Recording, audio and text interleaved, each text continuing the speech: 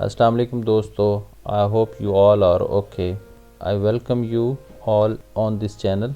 If you are a young entrepreneur or a potential entrepreneur, आप अपना business start कर चुके हैं या फिर आप अपने बिजनेस को स्टार्ट करने का सोच रहे हैं और आप ये नहीं जानते कि how the books of accounts are maintained. Most importantly, if you are the student of business studies and commerce, then you are on the right platform. इस चैनल पर हम आपको सिखाएंगे how the books of accounts are maintained, how efficiently and effectively you can utilise your resources. Here you would learn accounting by practice. अस्सलाम वालेकुम दोस्तों, let's start another session. In this session we will cover our third objective, that was who uses the financial statement. Who are the users of financial statement? The financial statement are used by the stakeholders. अब stakeholders क्या होते हैं? Stakeholders all such persons who have indirect interest in any business, we call them as stakeholders. और share holders या honour of the businesses वो लोग होते हैं जिनका बिज़नेस के अंदर डायरेक्ट इंटरेस्ट होता है, यानी वो बिज़नेस के साथ डायरेक्टली इन्वॉल्व होते हैं, उसके सारे प्रोसेस को कैरी ऑन कर रहे होते हैं, ऑपरेशनलाइज कर रहे होते हैं, पूरे बिज़नेस को उसको कंट्रोल कर रहे होते हैं. तो वो सारे जो है ना हमारे शेयर होल्डर्स कहलाते हैं या ऑनर्स कहलाते हैं. लेकिन ऐसे तमाम स्टेक होल्डर्स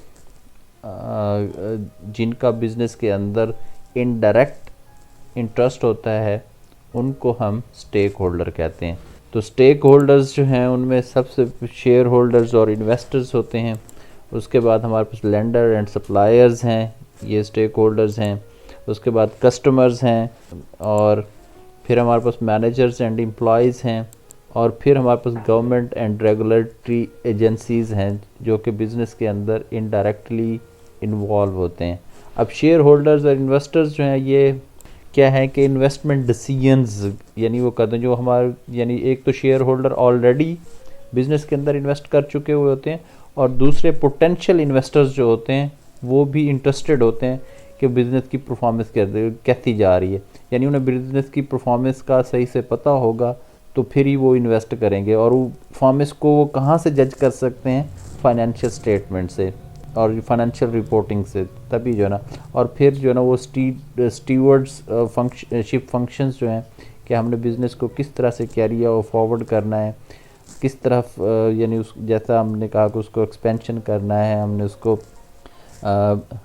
बिज़नेस को फर्दर इन्हेंस करना है, और प्लांट एंड मशीनरी को इंक्रीज़ करना है.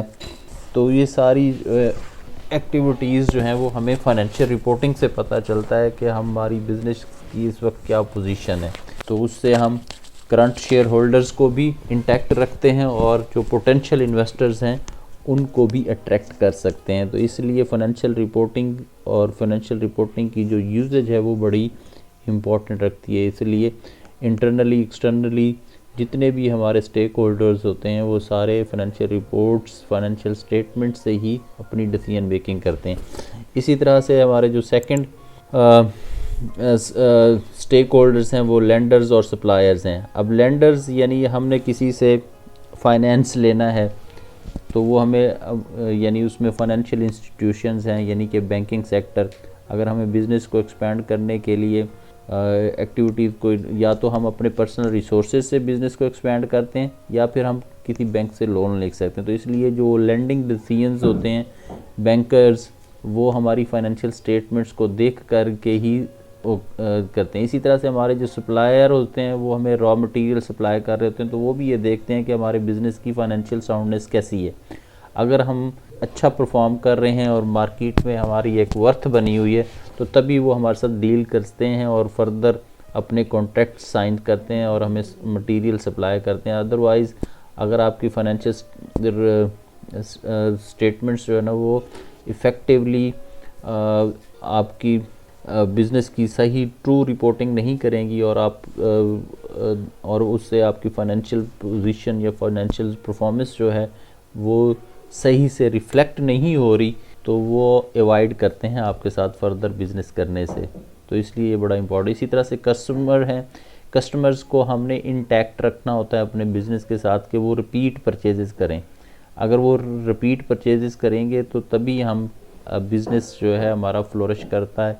तो इसलिए कस्टमर्स भी इनडायरेक्टली हमारे बिज़नेस का एक बड़ा इंपॉर्टेंट फैक्टर्स होते हैं, स्टेक होल्डर्स होते हैं।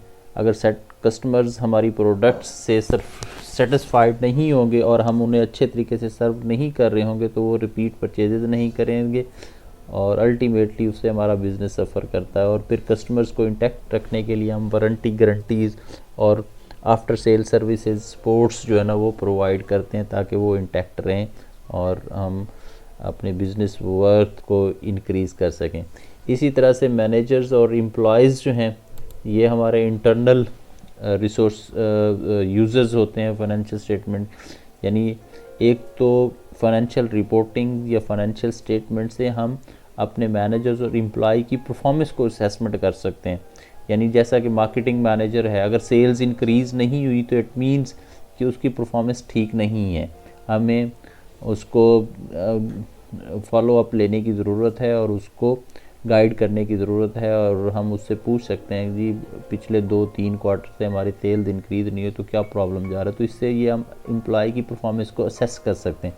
अगर हमारा बिज़नेस प्रॉफिट इंक्रीज़ नहीं कर रहा, हमारे सेल्स इंक्रीज़ नहीं कर रहे तो इट मीन्स कि हमारे मैनेजर्स या एम्प्लॉयज़ जो हैं वो सही से परफॉर्म नहीं कर रहे। कहीं ना कहीं जैसा कि प्रोडक्शन मैनेजर है, अगर हमारी प्रोडक्शन इंक्रीज़ नहीं हो रही तो इट मीन्स कि उसकी परफॉर्मेंस ठीक नहीं है। तो फाइनेंशियल स्टेटमेंट्स जो हैं एक तो हमें ये परफॉर्मेंस असेसमेंट करने में हेल्प करती हैं। इसी तरह से उनके कंपनसेशन कॉन्ट्रैक्ट्स जो हैं कि हमने किस तरह से उनको कंपनसेट करना है अपने एम्प्लॉयज़ को, अपने मैनेजर्स को, ठीक है, उनकी सैलरीज़ किस तरह से हमने इंक्रीज़ करनी है, एनुअली इंक्रीज़ करना है या हमने बोनसेस देने हैं। तो वो सारी डिसीजन मेकिंग हम फाइनेंशियल स्टेटमेंट और रिपोर्ट्स प्रिपेयर होने के बाद ही करते हैं। इसी तरह कंपनी स्पॉन्सर्ड पेंशन प्लान्स जो हैं उनको भी हम कंपनी स्पॉन्सर्ड पेंशन प्लान्स, तो कंपनी ने जो एम्प्लॉयज़ हैं, मैनेजर्स हैं, जब ये रिटायर्ड हो जाते हैं तो उनके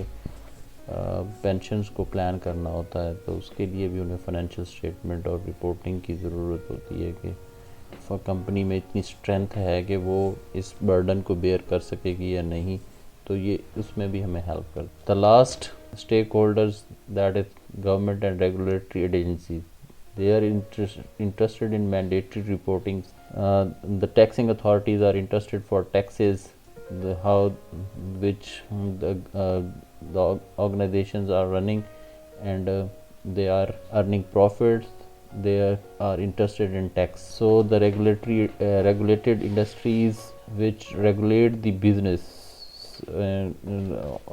organization like Security Exchange Commission of Pakistan, it is a authority through which all the corporations has to be listed to act to perform on the stock exchange of Commission of the Pakistan. So they are also interested in the financial statements. So these are the potential stakeholders who are interested in the financial statements and financial reporting of the businesses. Thank you.